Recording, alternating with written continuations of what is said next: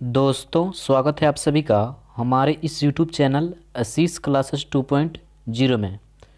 दोस्तों, आज की इस वीडियो में हम मैट्रिक बोर्ड परीक्षा 2021 के लिए सोशल साइंस का जो है यहाँ पर हम 500 प्लस ऑब्जेक्टिव क्वेश्चन लेकर आए हैं। ठीक है, यानी 500 प्लस ऑब्जेक्टिव क्वेश्चन का मैं सीरीज स्टार्ट किया हूँ और यह जो है पार्ट 1 वीडियो है। ठीक है, सोशल साइंस ऑब्जेक्टिव क्वेश्चन का जो है पार्ट 1 वीडियो है और प्रत्येक वीडियो में जो है 50 ऑब्जेक्टिव क्वेश्चन को मैं लेकर आऊँगा। ठीक है, और इस ऑब्जेक्टिव क्वेश्चन को देख लेते हो, यानी यहाँ पर देख सकते हैं आप सभी 500 प्लस ऑब्जेक्टिव क्वेश्चन का मैं सीरीज स्टार्ट किया हूँ।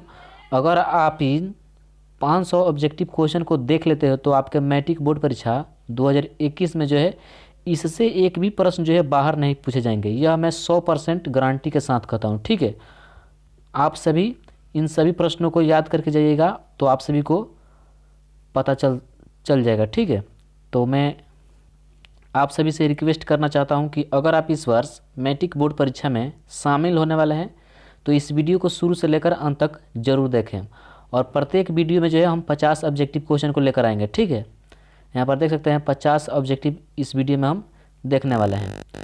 तो चलिए चलते हैं, हम प्रश्न को देखते हैं। और यह जो वीडियो है पार्ट 1 वीडियो है। ठीक है, इस प्रकार का जो है लगभग 10 से अधिक वीडियो आएंगे इस चैनल पर और सभी सब्जेक्ट का मैं लाने वाला हूँ और सब्जेक्टिव का भी। ठीक है, तो इस वीडियो को अपने दोस्तों में शेयर कर दीजिए और इस वीडियो को एक लाइक ज़रूर करें। ठीक है, और साथ ही चैनल पर नए हैं तो चैनल को भी सब्सक्राइब करना मत भूलिएगा। चलिए चलते हैं, पहला प्रश्न यहाँ पर देख सकते हैं आप सभी।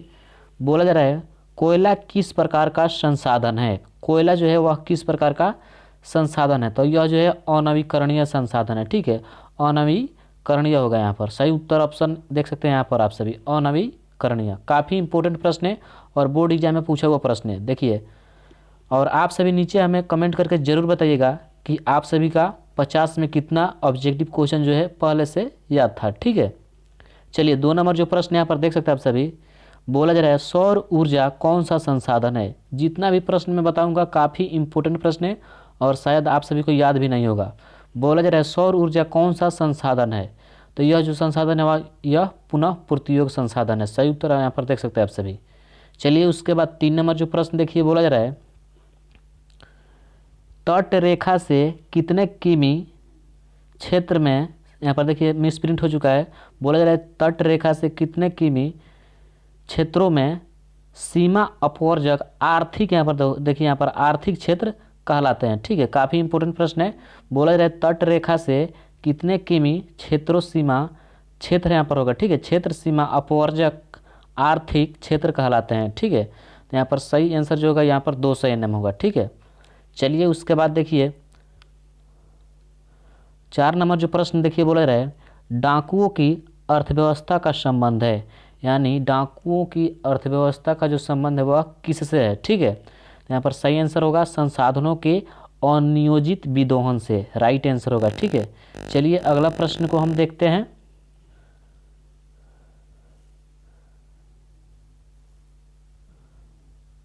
अगला जो प्रश्न देखिए यहाँ पर बोला जा रहा है 5 नंबर प्रश्न, यहाँ पर मिसप्रिंट हो चुका है। ठीक है, बोला जा रहा है समुद्र में राजनीतिक सीमा के कितने, देखिए यहाँ पर बोला जा रहा है कितनी क्षेत्रों तक राष्ट्रीय संपदा निहित है। बोला जा रहा है समुद्र क्षेत्रों में राजनीतिक सीमा के कितनी, यहाँ पर कितनी प्रतिशत तक की राष्ट्रीय संपदा निहित है। ठीक है, तो यहाँ पर होगा 19.2 किलोमीटर। ठीक है, सही आंसर हमारा यहाँ पर जो होगा वह देख सकते हैं आप सभी।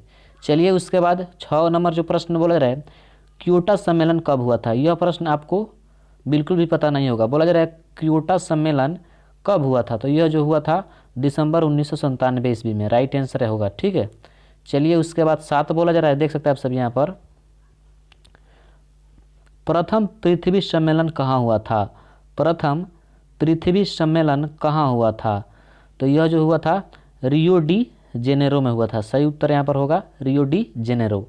चलिए उसके बाद 8 बोला जा रहा है द्वितीय पृथ्वी सम्मेलन कब हुआ था। देखिए इन दोनों प्रश्नों में से जो है एक प्रश्न 100% पूछे जाएंगे।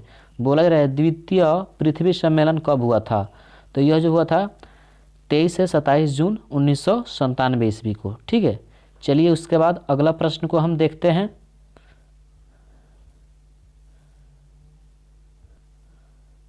देखिए यहाँ पर अगला जो प्रश्न बोला जा रहा है, द्वितीय पृथ्वी सम्मेलन कहाँ हुआ। द्वितीय पृथ्वी सम्मेलन जो हुआ था वह कहाँ हुआ था, तो यह जो हुआ था न्यूयॉर्क में हुआ था। चलिए उसके बाद 10 बोला जा रहा है, तृतीय पृथ्वी सम्मेलन कहाँ हुआ था। तृतीय पृथ्वी सम्मेलन कहाँ हुआ, ठीक है, तो जोहान्सबर्ग में हुआ था, ठीक है, तृतीय पृथ्वी सम्मेलन। उसके बाद देखिए 11 बोला जा रहा है, प्रथम पृथ्वी सम्मेलन कब हुआ था। देखिए काफ़ी इंपॉर्टेंट प्रश्न है और आपके मैट्रिक बोर्ड परीक्षा में पूछे जाने की संभावना है।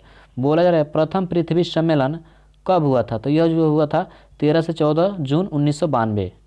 चलिए उसके बाद बोला जा रहा है तृतीय पृथ्वी सम्मेलन कब हुआ था, काफ़ी इंपॉर्टेंट प्रश्न है, तो यह जो हुआ था 26 अगस्त से 4 सितंबर 2002, ठीक है। यहाँ पर देखिए बोला जा रहा है तृतीय पृथ्वी सम्मेलन कब हुआ था, तो यह जो हुआ था 26 अगस्त से 4 सितंबर 2002। चलिए उसके बाद अगला प्रश्न को हम देखते हैं। अगला जो प्रश्न देखिए बोला जा रहा है यहाँ पर, क्योटो कहाँ है। क्योटो कहाँ है, यह जो है जापान में है। क्योटो जो है जापान में है, सही आंसर यहाँ पर जापान होगा। उसके बाद देखिए बोला जा रहा है क्योटो सम्मेलन पृथ्वी को किससे बचाने के लिए किया गया। बोला जा रहा है क्योटो सम्मेलन पृथ्वी को किससे बचाने के लिए किया गया, तो यह जो है ग्लोबल वार्मिंग से बचाने के लिए किया गया था, ठीक है, सही आंसर यहाँ पर ग्लोबल वार्मिंग होगा।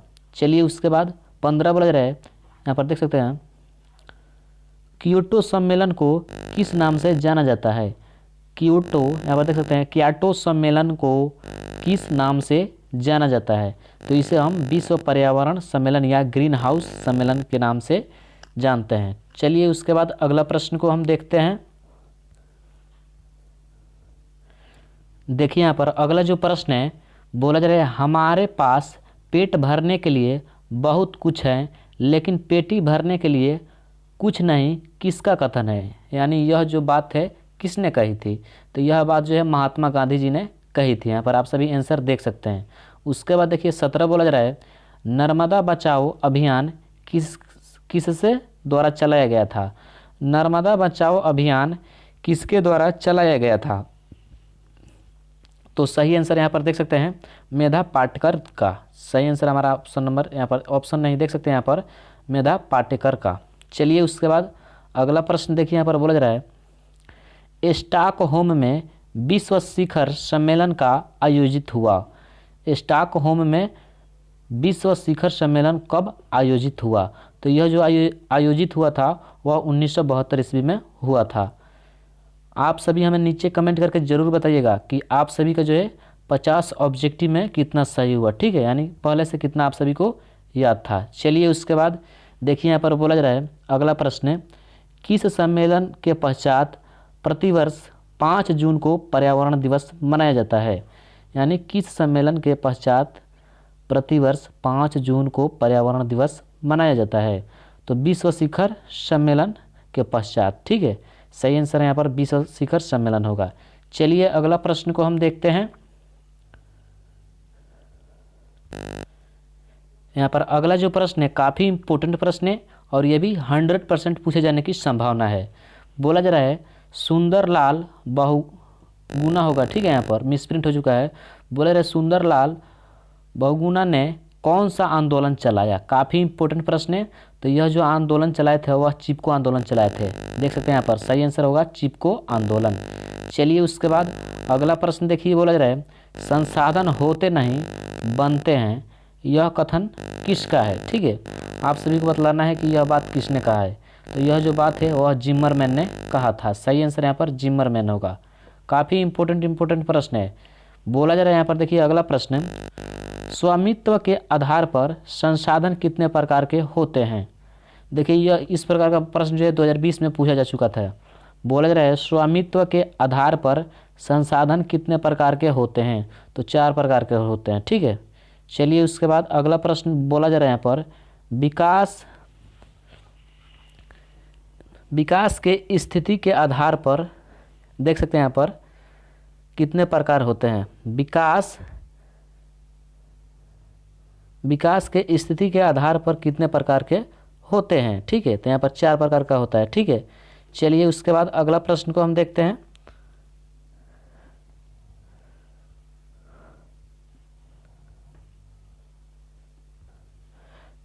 यहाँ पर संसाधन होगा, ठीक है, मिस प्रिंट हो चुका है। विकास के आधार पर संसाधन के कितने प्रकार होते हैं, तो ये भी होता है 4, ठीक है। ये प्रश्न बोला जाए, यहाँ पर मिस प्रिंट हो चुका है, ठीक है, सही आंसर होगा यहाँ पर 4। चलिए उसके बाद यहाँ पर 24 बोला जा रहा है, उपयोग में आने वाली सभी वस्तुएं हैं, यानी क्या हैं, उपयोग में आने वाली सभी वस्तुएं क्या हैं, तो वह एक संसाधन है, ठीक है, सही आंसर संसाधन होगा। चलिए उसके बाद अगला प्रश्न बोला जा रहा है, उत्पत्ति के आधार पर संसाधन के प्रकार हैं। उत्पत्ति के आधार पर संसाधन के कितने प्रकार हैं, तो 2 प्रकार हैं। काफ़ी इंपॉर्टेंट प्रश्न है, ये भी प्रश्न पूछे जाने की संभावना है। चलिए उसके बाद 26 बोला जा रहा है, उपयोगिता के आधार पर संसाधन के प्रकार हैं। देखिए संसाधन से एक न एक प्रश्न आपके मैट्रिक बोर्ड परीक्षा में पूछे जाएंगे, तो मैं आपसे भी से रिक्वेस्ट करूंगा कि आप इन सभी प्रश्नों को याद करते चलिएगा। बोला जा रहा है उपयोगिता के आधार पर संसाधन के प्रकार हैं, तो 2 प्रकार हैं, ठीक है। चलिए उसके बाद अगला प्रश्न को हम देखते हैं। दोस्तों अभी तक इस वीडियो को लाइक नहीं किए तो एक लाइक जरूर करें, और साथ ही चैनल पर नए तो चैनल को भी सब्सक्राइब कर लें, ताकि मैं अब सब्जेक्टिव का भी जो है इस पर वीडियो डालने वाला हूँ, ठीक है। तो आप सभी इस चैनल को सब्सक्राइब करके ऑल नोटिफिकेशन पर क्लिक कर लीजिए, ताकि आप सभी को जैसे ही मैं वीडियो अपलोड करूँ तो उसका नोटिफिकेशन जो है सबसे पहले आप तक पहुँच सके। चलिए उसके बाद देखिए अगला जो प्रश्न बोला जा रहा है, भारत में कुल भूमि का कितना प्रतिशत मैदान का विस्तार है, तो यह जो है 43% होगा, ठीक है, सही आंसर। चलिए उसके बाद 28 से बोला जा रहा है, भारत में कुल भूमि का कितना प्रतिशत पर्वतीय क्षेत्र पर्वतीय है, ठीक है। यहाँ पर बोला जा रहा है भारत में कुल भूमि का कितना प्रतिशत पर्वतीय क्षेत्र है, तो 30% जो है पर्वतीय क्षेत्र है भारत में। चलिए उसके बाद अगला प्रश्न देखिए, बोला जा रहा है यहाँ पर, देश का कितना प्रतिशत भूभाग पठार के रूप में विस्तृत है, ठीक है। बोला जा रहा है देश का कितना प्रतिशत जो भाग है वह पर्वतीय, यहाँ पर देख सकते हैं, यहाँ पर बोला जा रहा है देश का कितना प्रतिशत भूभाग पठार के रूप में विस्तृत है, तो यह जो है 27%। चलिए उसके बाद अगला प्रश्न यहाँ पर बोला जा रहा है 30 नंबर, भारत में कुल कितने प्रकार की मृदा पाई जाती है, यानी मिट्टी पाई जाती है। बोला जा रहा है भारत में कुल कितने प्रकार की मृदा पाई जाती है, तो यह जो है 6 प्रकार की मृदा यानी मिट्टी पाई जाती है। चलिए उसके बाद अगला प्रश्न देखिए, यहाँ पर बोला जा रहा है भारत में सर्वाधिक विस्तृत और महत्वपूर्ण मृदा यानी मिट्टी है। भारत में सर्वाधिक विस्तृत और महत्वपूर्ण मृदा है, यानी कौन सी मृदा है। चलिए मैं इसको आंसर दिखाता हूँ आप सभी को।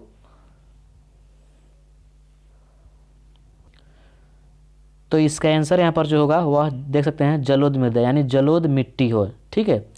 चलिए उसके बाद 32 बोला जा रहा है, काली मृदा का रंग काला किस कारण होते हैं। काली मृदा का रंग काला किस कारण होते हैं, तो एल्युमिनियम और लोह यौगिक के कारण जो है काली मिट्टी का जो रंग होता है वह काला होता है। चलिए उसके बाद 33 बोला जा रहा है, भारत में जलोढ़ और काली मिट्टी का विस्तार कितना है। बोला जा रहा है भारत में जलोढ़ और काली मिट्टी का विस्तार जो है वह कितना है, तो 6.4 करोड़ हेक्टेयर होगा, ठीक है, सही आंसर है होगा। चलिए उसके बाद अगला प्रश्न देखिए, बोले रहे किस मृदा में नमी धारण करने की गहनता सबसे अधिक होती है, ठीक है। किस मृदा में नमी धारण करने की गहनता जो होती है वह सबसे अधिक होती है, तो सही आंसर होगा काली मृदा यानी काली मिट्टी। चलिए उसके बाद अगला प्रश्न बोले रहे, लाल एवं पीली मृदा का विस्तार कितना है। लाल एवं पीली मृदा का विस्तार कितना है, तो 7.6 देख सकते हैं यहाँ पर आप सभी 7.2 करोड़ हेक्टेयर होगा। चलिए उसके बाद अगला प्रश्न को हम देखते हैं, और आप सभी को इसका पीडीएफ चाहिए तो पीडीएफ लेने के लिए आप सभी हमारे टेलीग्राम में जुड़ सकते हैं। टेलीग्राम का लिंक इस वीडियो के डिस्क्रिप्शन में दिया गया है। चलिए उसके बाद अगला प्रश्न को हम देखते हैं। अगला जो प्रश्न देखिए, बोला जा रहा है पंजाब में भूमि निम्नीकरण का मुख्य कारण है।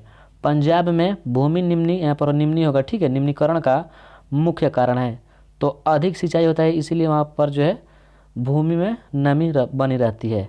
चलिए उसके बाद 37 बोला जा रहा है, काफ़ी इंपॉर्टेंट प्रश्न है और यह आपके मैट्रिक बोर्ड परीक्षा में पूछा हुआ प्रश्न है।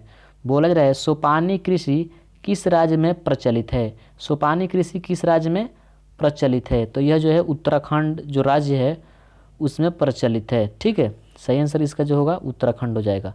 चलिए उसके बाद अगला प्रश्न बोल रहे हैं मरुस्थलीय मृदा का विस्तार कहाँ है? मरुस्थलीय मृदा का विस्तार जो है कहाँ है? तो यह जो है राजस्थान में है। सही आंसर राजस्थान होगा। चलिए अगला प्रश्न बोल रहे मेढक के प्रजनन को नष्ट करने वाला रसायन है। मेढक के प्रजनन को नष्ट करने वाला जो रसायन है वह कौन है? तो एंड्रीन है। ठीक है, बहुत सारे बच्चे बेंजीन मारते हैं बट गलत आंसर है।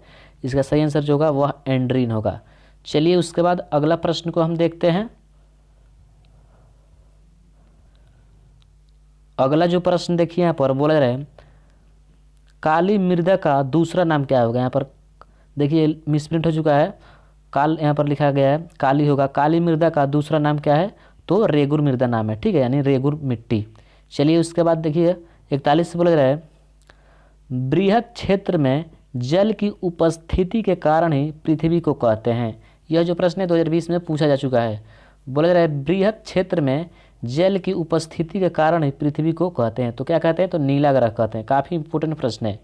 चलिए उसके बाद 42 बोला जा रहा है यहाँ पर कुल जल का कितना प्रतिशत भाग जो है महासागर में निहित है? काफ़ी इंपॉर्टेंट प्रश्न है। बोला जा रहा है कुल जल का कितना प्रतिशत भाग जो है महासागर में निहित है? तो यह होगा 96.5%। चलिए उसके बाद अगला प्रश्न देखते हैं। अगला जो प्रश्न बोला जा रहा है देश के बांधों को किसने भारत का मंदिर कहा? देश के बांधों को किसने भारत का मंदिर कहा है? तो यह जो बात कही है वह पंडित नेहरू जी ने कही है। चलिए अगला प्रश्न को हम देखते हैं। यहाँ पर अगला जो प्रश्न देख सकते हैं आप सभी, बोला जा रहा है प्राणियों के शरीर में कितना प्रतिशत जल की मात्रा निहित होती है? प्राणियों के शरीर में कितना प्रतिशत जल की मात्रा निहित होती है? तो यह जो होती है 65%। चलिए उसके बाद अगला प्रश्न देखिए, बोला जा रहा है बिहार में अति जल दोहन से किस तत्व का संकेंद्रण बढ़ा है? बिहार में अति जल दोहन से किस तत्व का यहाँ पर संकेंद्रण होगा? ठीक है, मिसप्रिंट हो जाता है, संकेंद्रण बढ़ा है। तो सही आंसर होगा आर्सेनिक। ठीक है, चलिए उसके बाद अगला प्रश्न बोला जा रहा है भारत में 2001 में कितने प्रतिशत भौगोलिक क्षेत्र में वन का विस्तार था? ठीक है, भारत में 2001 में कितने प्रतिशत होगा यहाँ पर भौगोलिक क्षेत्रों में वन का विस्तार था? तो इसका आंसर होगा 19.27%, यानी 27%। ठीक है, चलिए अगला प्रश्न को हम देखते हैं। चलिए यहाँ पर अगला जो प्रश्न बोला जा रहा है देख सकते हैं आप सभी वनस्पति रिपोर्ट के, देखिए बोला जा रहा है वनस्पति नहीं यहाँ पर है। ठीक है, वानिकी होगा यहाँ पर। वानिकी रिपोर्ट के अनुसार भारत में वन का विस्तार है। वानिकी होगा। ठीक है, यहाँ पर मिसप्रिंट हो चुका है, यहाँ पर होगा वानिकी रिपोर्ट के अनुसार भारत में वन का विस्तार है। तो कितना प्रतिशत है? तो 20.55% भौगोलिक क्षेत्र है। ठीक है, चलिए उसके बाद अगला प्रश्न बोला रहा है बिहार में कितने प्रतिशत भौगोलिक क्षेत्रों में वन का विस्तार है? बिहार पूछा गया है। ठीक है, भारत नहीं, बिहार। बोला जा रहा है बिहार में कितने प्रतिशत भौगोलिक क्षेत्रों में वन का विस्तार है? तो 7%। ठीक है, उसके बाद देखिए यहाँ पर अगला जो प्रश्न बोला रहा है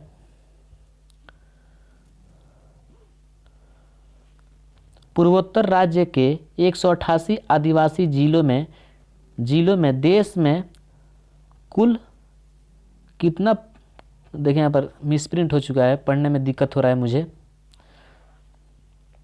बोला जा रहा है यहाँ पर पूर्वोत्तर राज्य के 188 आदिवासी जिलों में देश में कुल कितने का, देखिए यहाँ पर कितना होगा या कितने क्षेत्रों का प्रतिशत वन है? ठीक है, कितने क्षेत्रों में प्रतिशत जो है वन है? ठीक है, यहाँ पर होगा 60.11%, यानी 60.11। चलिए उसके बाद लास्ट जो इसमें क्वेश्चन पूछा गया है 50 नंबर, क्योंकि इस वीडियो में मैं केवल 50 तक ही ऑब्जेक्टिव बताऊंगा, नहीं तो वीडियो बहुत लंबा हो जाएगा। ठीक है, बोले रहे किस राज्य में वन का सबसे अधिक विस्तार है? काफ़ी इंपॉर्टेंट प्रश्न है। बोला जा रहा है यहाँ पर देखिए किस राज्य में वन का सबसे अधिक विस्तार है? तो वह जो राज्य है वह मध्य प्रदेश, और मध्य प्रदेश की जो राजधानी है वह भोपाल है। ठीक है, आप सभी इसे भी याद कर लीजिएगा क्योंकि ये भी जो है पूछ दिया जाता है। तो दोस्तों यही था आज का पार्ट 1 वीडियो था जो सोशल साइंस का, और पार्ट 1 वीडियो में हम 50 ऑब्जेक्टिव यानी 50 ऑब्जेक्टिव को देख चुके हैं। और जैसे ही इस चैनल पर जो है पार्ट 2 वीडियो आएगा उसमें भी हम जो है 51 से लेकर हम 100 तक के ऑब्जेक्टिव को करेंगे। ठीक है, तो आज की इस वीडियो में इतना ही। इस वीडियो को शेयर करें ताकि बिहार बोर्ड के जितने भी छात्र हैं उन सभी छात्रों के पास यह वीडियो पहुंच सके, क्योंकि इस वीडियो अगर आप इन सभी 500 ऑब्जेक्टिव को देख लेते हो तो मैं गारंटी के साथ कहता हूं कि एक भी प्रश्न जो है आपके बिहार बोर्ड के एग्ज़ाम से नहीं छूटेगा। ठीक है, तो आज की इस वीडियो में इतना ही। मिलेंगे नेक्स्ट वीडियो में, तब तक के लिए आप सभी को बहुत बहुत धन्यवाद।